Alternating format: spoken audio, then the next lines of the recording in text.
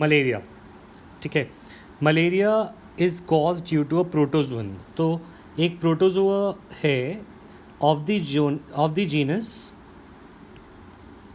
The genus plasmodium. Plasmodium, ठीक है, and this plasmodium, इसको प्लाज्मोडियम बोलते ही क्यों है? Because of the spore like stage.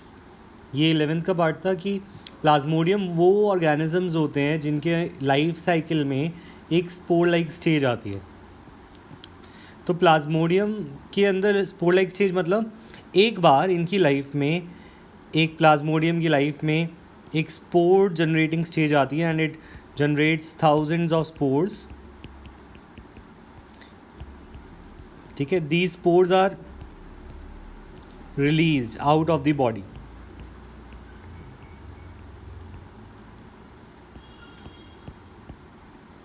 तो अगर कोई तुमसे पूछे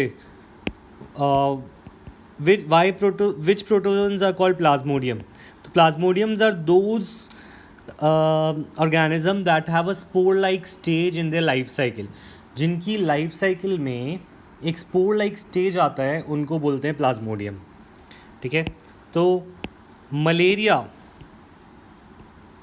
is caused by a plasmodium, और वो प्लाज्मोडियम एक नहीं, in fact at least 3 plasmodium we know that causes malaria.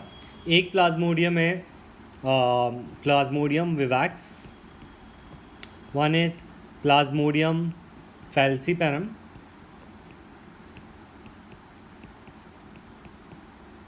Then another one is plasmodium malaria.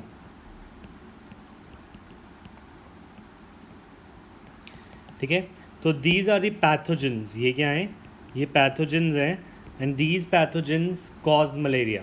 ठीक है, अब पॉइंट इज़ कि ये तीनों प्लाज्मोडियम मलेरिया कॉज करते हैं। क्या इनके मलेरिया में कुछ डिफरेंस है या तीनों का मलेरिया सिमिलर है? ऑल्दो तीनों का सिमिलर है मलेरिया, बट जो सबसे ज़्यादा dangerous, most fatal, most dangerous malaria है वो कौन सा प्लाज्मोडियम कॉज करता है? It is plasmodium falciparum. Plasmodium falciparum produces the most dangerous type of malaria. तो ये इसके पैथोजन के बारे में हो गया। इसका पैथोजन प्लाज्मोडियम है। प्लाज्मोडियम होते हैं जिनमें स्पोर लाइक स्टेज होती है and they belong to the kingdom protozoa, protista. Protista is the kingdom, और प्रोटिस्टा के अंडर हमारा प्रोटोजोन्स के अंदर ये आते हैं। ठीक है, तो ये तो 11th की बात हो गई, इतना तुमसे कोई पूछने नहीं वाला। 12th की जो बात है, जो मेन अभी हमें फोकस करना है, is how this disease progresses. ठीक है, अच्छा मैंने अभी रिपीट किया कि मैंने अभी बोला था कि तीनों प्लाज्मोडियम्स जो हैं सिमिलर लाइफ साइकिल दिखाते हैं, सिमिलर मलेरिया कॉज करते हैं, बस एक फैटल होता है। दैट मीन्स एक में डेथ रेट ज़्यादा है, और वो कौन सा है? Plasmodium falciparum causes the maximum death rate. ठीक है, is most serious one and can be fatal. ठीक है, बट इसका मतलब ये नहीं है कि बाकी प्लाज्मोडियम हार्मलेस है, बस उससे बॉडी रिकवर जल्दी कर लेती है। Plus plasmodium falciparum turns out to be a dangerous one. ठीक है, ये वाली बात क्लियर है पैथोजन के बारे में? से येस और no, then we will move on to life cycle.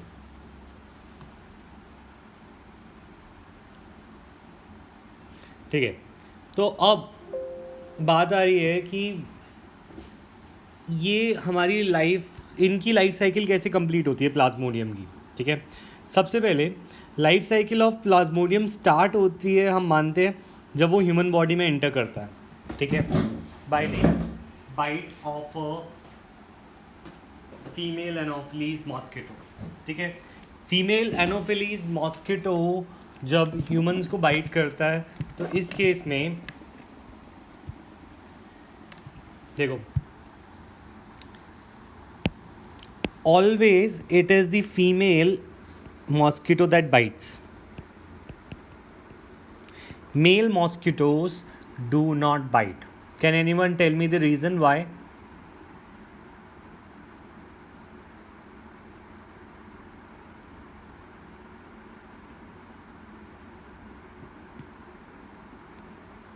So I think nobody knows.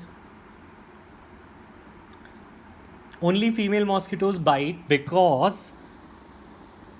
Acha, first thing, tell me, is the blood, human blood, food for mosquito? Yes or no?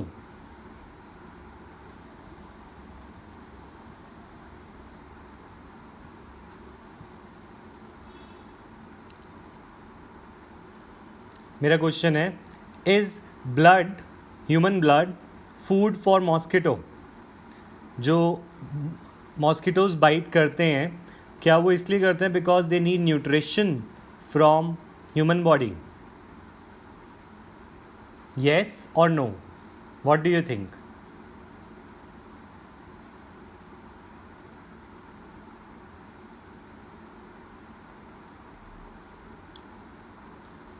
अच्छा, अगर मैं बोलूँ कि सिर्फ female bite करते हैं, तो क्या सिर्फ फीमेल को न्यूट्रिशन चाहिए होता है मेल से?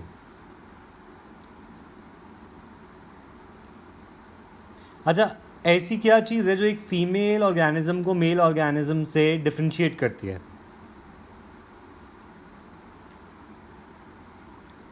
मतलब in general terms, not exceptions. Isn't it that female develops the young ones inside the body in animals? है ना? So the thing is, पहली चीज़ तो ये कंसेप्ट क्लियर करो, mosquitoes do not bite for meal.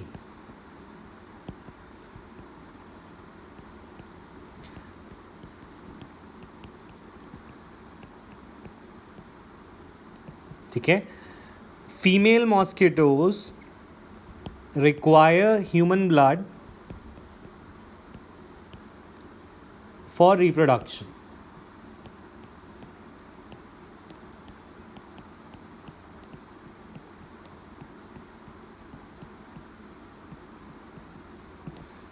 तो not feed on human blood for meals. वो खाने के लिए नहीं, उसको न्यूट्रिशन के लिए नहीं काटता. मॉस्किटो इसलिए काटता है because it needs blood for reproduction. Is this point clear now? तो एक चीज़ तो ये क्लियर रखनी है. तो इसीलिए female mosquitoes bite but male mosquitoes do not bite at all.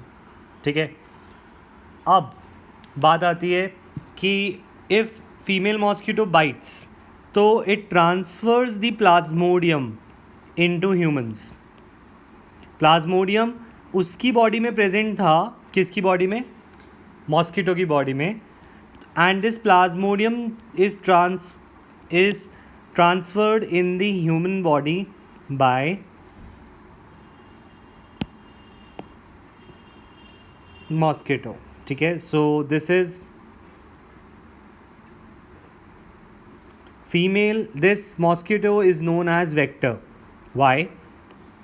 Vectors carries the disease causing pathogen, right? It carries the pathogen for a disease, तो उसे क्या बोलते हैं? vector. तो vector is something that carries. इस case में female anopheles is the carrier for this disease, that is why it is called vector. ठीक है. अच्छा, someone has asked me कि why it needs blood for reproduction. Actually we are warm blooded animals. ठीक है, तो there is a warm blood is required. ठीक है, for development of the female. जो हमारे फीमेल के अंदर रिप्रोडक्शन होने के बाद जो एग्स होते हैं, they require warm blood for development. And वो warm blood, mosquito does not have warm blood क्योंकि it is not a warm blooded. Insects are not warm blooded, right? तो इसीलिए it requires human blood so that it can develop the eggs. ठीक है, fertilise eggs. अब बात आ रही है कि किसी ह्यूमन की बॉडी में जब वो स्पोर्स सबसे पहले पहुंच गए, तो दीज स्पोर्स ब्लड से सबसे पहले दे रीच द लिवर. ठीक है, और ये कौन से फॉर्म में पहुंचते हैं? ये जो spore sporozoid stage may it reaches the liver, right? So when these plasmodium is transferred into the liver, सो ये लिवर में सबसे पहले जाकर it will asexually reproduce. Okay, it will reproduce asexually. It will increase its number. क्योंकि पहले ही कम amount में है, कम number में है, but later on it needs to increase its number.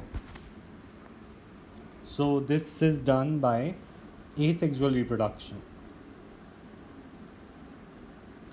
Secondly, it bursts the liver cells. तो liver cells जिनमें attack करता है उन्हीं को burst कर देता है and thereby it is released into the blood. तो blood में ये release हो जाता है. अब blood में जब ये release हो जाता है तो finally it is taken up by red blood cells, RBCs of the blood.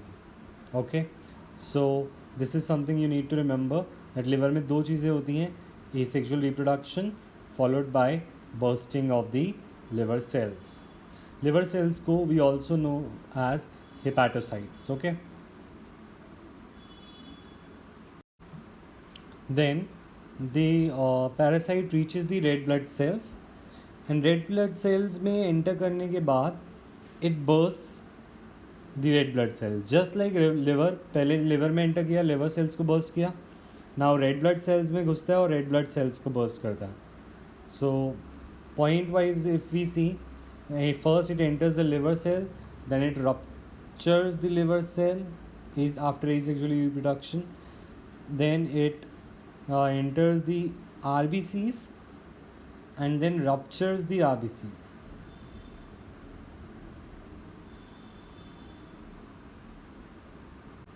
So one thing, bursting of RBCs causes cycles of fever. Fever की cycles bursting of RBC की वजह से होती है and bursting of RBC से एक chemical release होता है. This you have to remember, very important point. Ruptures of RBCs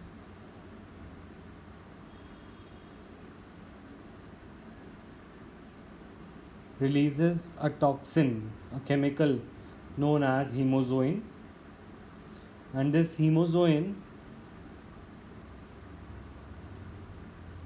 causes cycles of fever and other symptoms. ठीक है, ये केमिकल है जो पीरियोडिकली रिलीज़ होता है. कुछ RBCs पहले रप्चर होती हैं, कुछ 2 दिन बाद रप्चर होती हैं. तो this causes fever and other symptoms of malaria. And malaria में एक बहुत करेक्टरिस्टिक चीज़ है दैट मलेरिया में रिपीटेड फीवर होता है, फिर जाता है, फिर होता है, फिर जाता है, high fever. It is because hemozoin जो रिलीज होता है केमिकल रेड ब्लड सेल्स की बर्स्टिंग से, उसकी वजह से फीवर हाई फीवर कॉज होता है. और मलेरिया का एक सिम्टम होता है जिसमें बार बार हाई फीवर, लो फीवर ऐसी चीज़ें अकर करती हैं. क्यों बार बार क्या होता है, थोड़े इंटरवल्स पर ये रेड ब्लड सेल्स बर्स्ट करती हैं. जैसे कुछ रेड ब्लड सेल्स अभी बर्स्ट करी, कुछ red blood cells next day या नेक्स्ट सेकेंड डे उसमें रिलीज़ करी. इस वजह से देयर इज़ रीअकरेंट फीवर. ठीक है. तो अब इसके बाद क्या होता है, हमारे गेमीट्स बनते हैं, गेमीट्स डेवलप करते हैं इन रेड ब्लड सेल्स. तो रेड ब्लड सेल्स कुछ तो बर्स्ट हो गए, कुछ रेड ब्लड सेल्स में गेमीटोजेनेसिस होता है, कुछ रेड ब्लड सेल बर्स्ट नहीं होते और उनमें गेमीट्स बनते हैं. और वो गेमीट्स 2 टाइप के होंगे, मेल एंड फीमेल. ये गेमीट्स जो हैं, ये गेमीट्स कौन ले लेता है, फिर से अगला मॉस्किटो आता है और ये मॉस्किटो इन गेमीट्स को ले जाता है. तो it takes the gametocytes from the infected person. ठीक है. और फिर ये जो कहानी है प्लाज्मोडियम की, वो कहानी अब मॉस्किटो के अंदर पूरी होती है. ठीक है. तो अब क्योंकि इस मॉस्किटो के इस प्लाज्मोडियम के 2 होस्ट हैं, इस प्लाज्मोडियम के 2 होस्ट हैं, one is human host and one is mosquito host. तो आधी कहानी अब ये मॉस्किटो के अंदर पूरी होती है। मॉस्किटो के अंदर ये दोनों गैमीट्स पहुंचते हैं एंड इस फर्टिलाइजेशन होता है मेल और फीमेल गैमीट का, ये स्पर्म एंड एग का जो मेल एंड फीमेल का फर्टिलाइजेशन होता है, it takes place in the intestine of mosquito. कहाँ पे? मॉस्किटो के इंटेस्टाइन में फर्टिलाइजेशन होता है गैमीट्स का, ठीक है। And then it produces the spore like stage, ठीक है। जब वो फर्टिलाइजेशन हो जाता है, फ्यूजन ऑफ गैमीट्स हो जाता है, उसके बाद वो जो जाइगोट होगा इसका, वो जाइगोट कंप्लीट डिवाइड करता जाएगा, ठीक है। तो उसके बाद ये सलाइवरी ग्लैंड में पहुंच जाता है और सलाइवरी ग्लैंड में इट रिलीजेस मैनी स्पोर्स। तो दी स्पोर्स जो हैं ये इंटेस्टाइन से माइग्रेट कर सलाइवरी ग्लैंड तक पहुंच जाते हैं और सलाइवरी ग्लैंड में और स्पोर्स प्रोड्यूस होते हैं। And when this mosquito bites another person, then new person gets infected. This is how malaria is spread. मैं इसको एक बार सिंप्लीफाई करता हूँ, ठीक है, एक बार रिपीट करता हूँ, सिंप्लीफाई करता हूँ, then you will be able to understand more of it, ठीक है। तो एक सिंपल टर्म में हम एक बार फ्लो चार्ट बना लेते हैं इसका, मलेरिया का लाइफ साइकिल, ठीक है।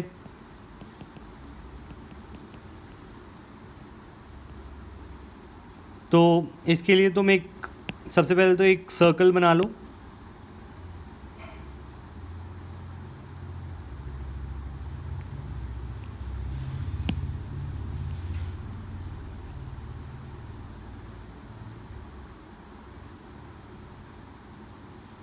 ठीक है। अब सबसे पहले ये स्टार्ट कहाँ होता है?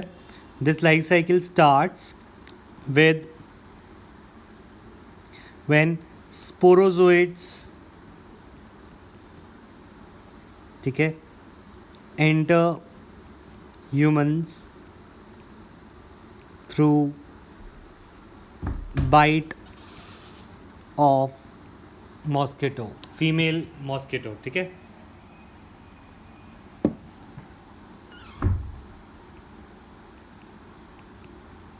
ठीक है, these sporozoites are transported to our liver cell, ठीक है। तो ये स्पोरोजोइड्स कहाँ पहुँचते हैं? सबसे पहले दे रीच आवर लिवर,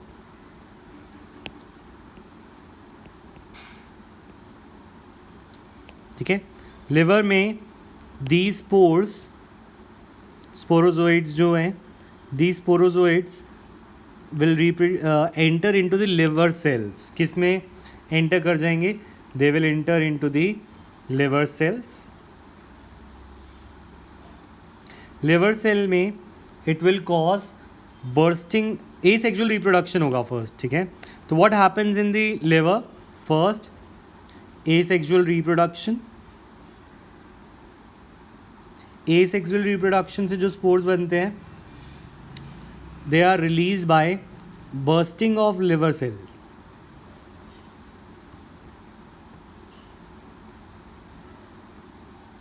ठीक है।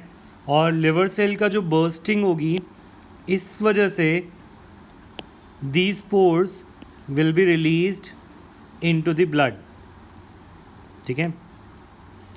now these spores reaches the RBCs, blood में रिलीज हो जाते हैं। तो नेक्स्ट इनका टारगेट होता है रेड ब्लड सेल्स, RBCs। तो RBCs के अंदर दे इन्फेक्ट RBCs इन बैचेस और अपने मर्ज़ी की तरह इन RBCs को कंट्रोल करते हैं। सबसे पहले कुछ RBCs में घुस जाएंगे and first they enter the RBC,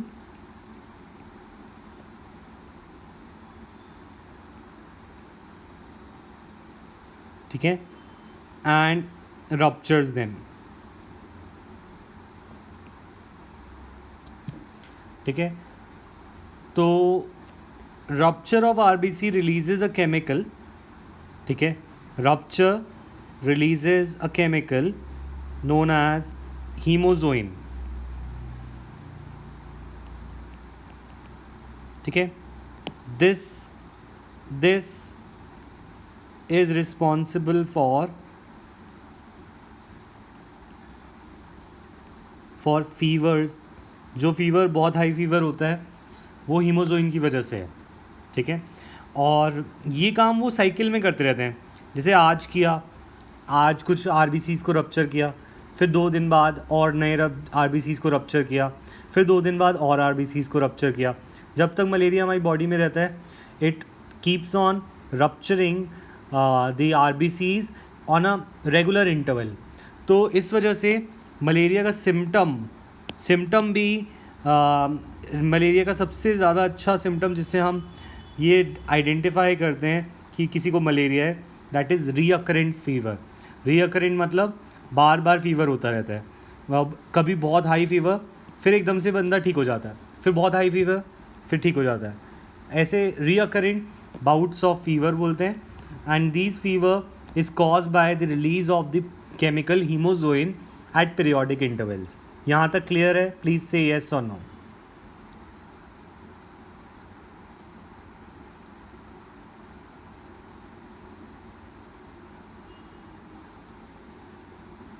ठीक है, नेक्स्ट कुछ आरबीसीज को ये प्लाज्मोडियम यूज़ करता है फॉर गेमीटोजेनेसिस. ठीक है, तो आरबीसीज में अभी कहानी यहाँ पे ख़त्म नहीं होती. Gametogenesis also occurs in RBCs.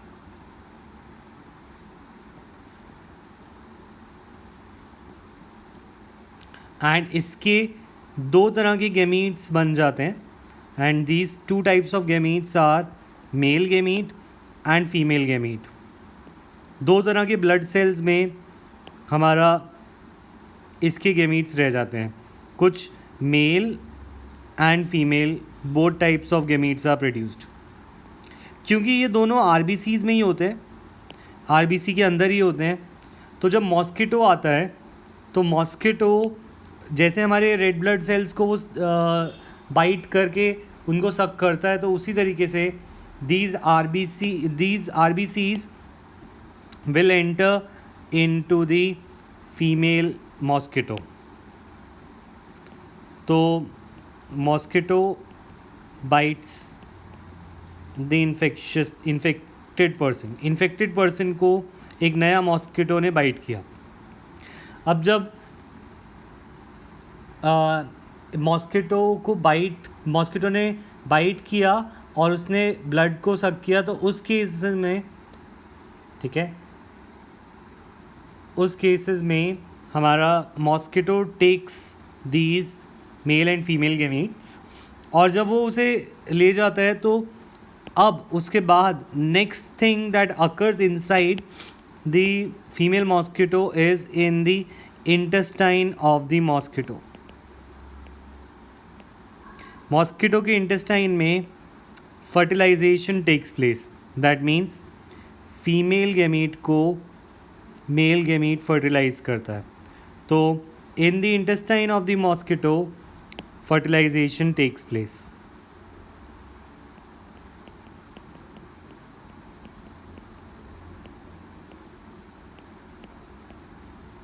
ठीक है, नाउ जब ये फर्टिलाइजेशन हो जाता है, it creates new sexual spores are released, and these sexual spores reaches the salivary gland of the mosquito.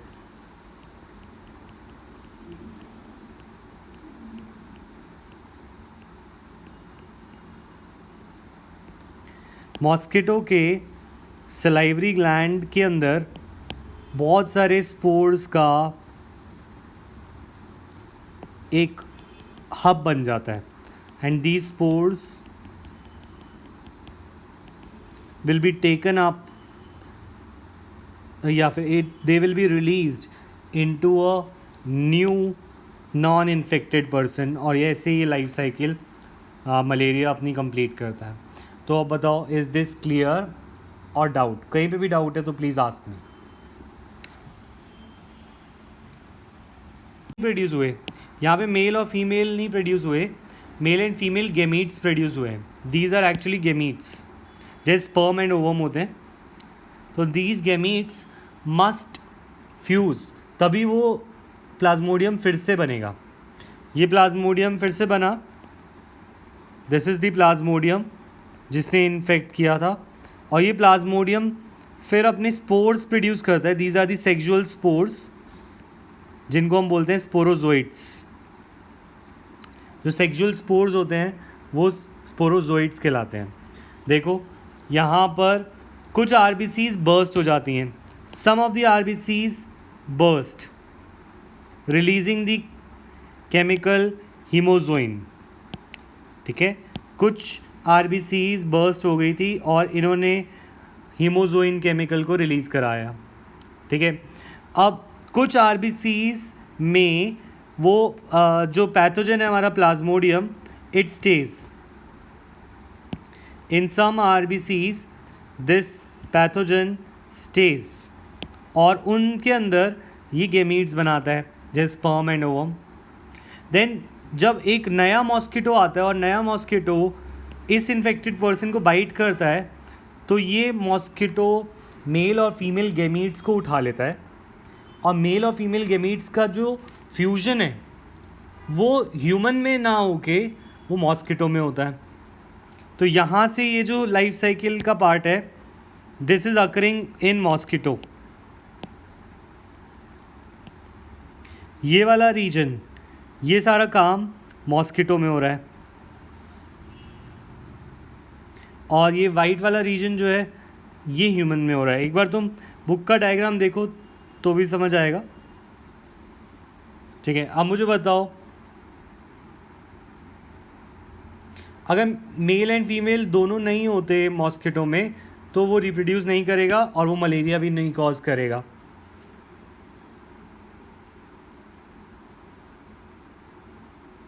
ठीक है, अच्छा अब एक क्वेश्चन आया है, हाँ ये मैं वैसे बताने वाला था, वेरी गुड अगर तुमने पूछ ही लिया तो।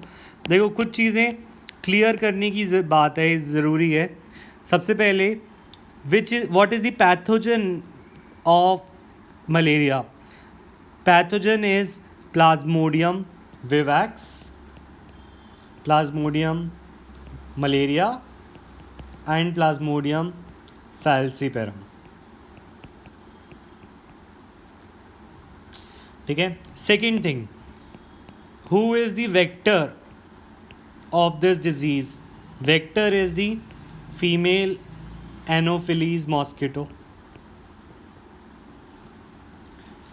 अच्छा, who is the host for this pathogen?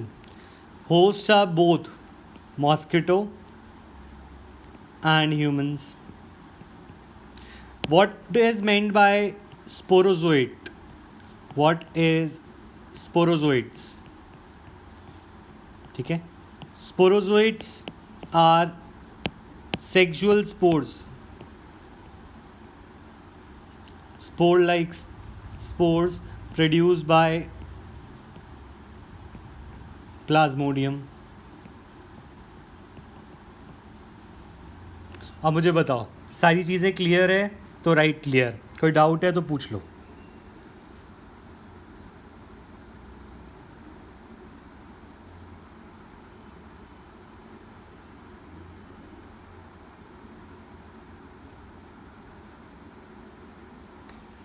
Spores, एक नए स्पोर से एक हमारा नया प्लाज्मोडियम जनरेट हो सकता है। ठीक है,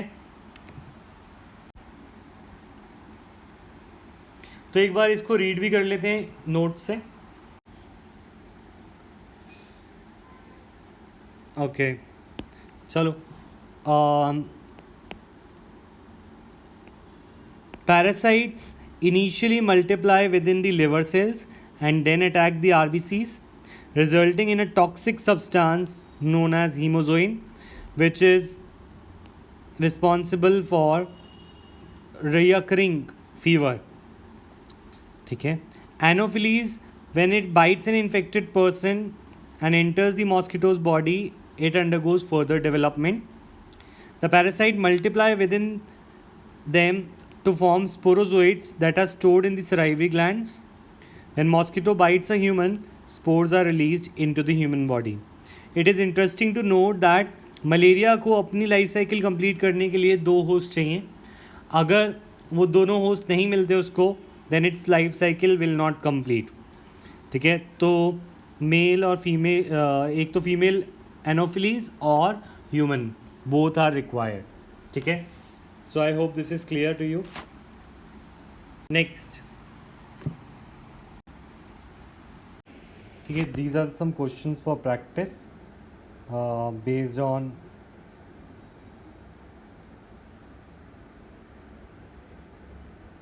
protozoan diseases.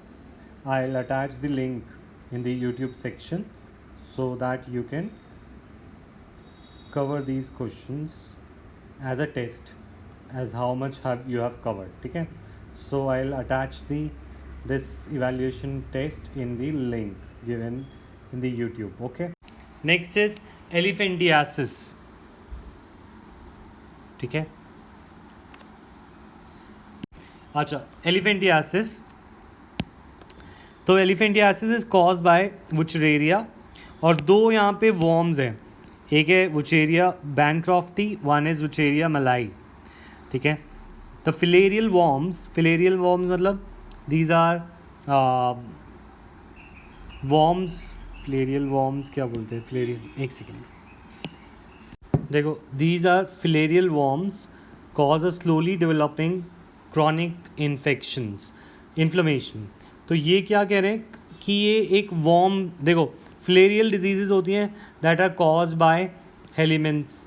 जैसे एस्केलिमेंट्स हमने देखा था लास्ट क्लास में भी हमने किया था. एस्कैरियासिस में भी हमने बोला था it is a filarial disease, है ना. तो it is cause bye worms. ठीक है, हेलिमेंट, प्लाटी हेलिमेंट है वो, एस्केलिमेंट हो.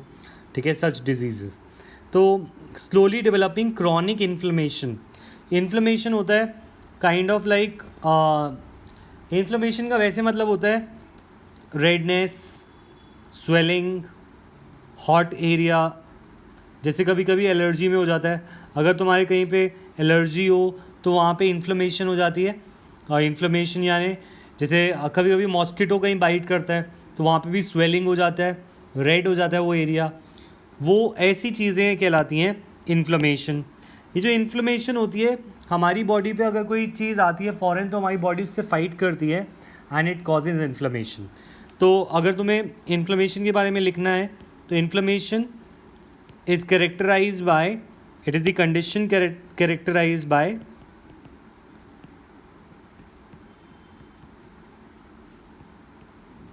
Redness, swelling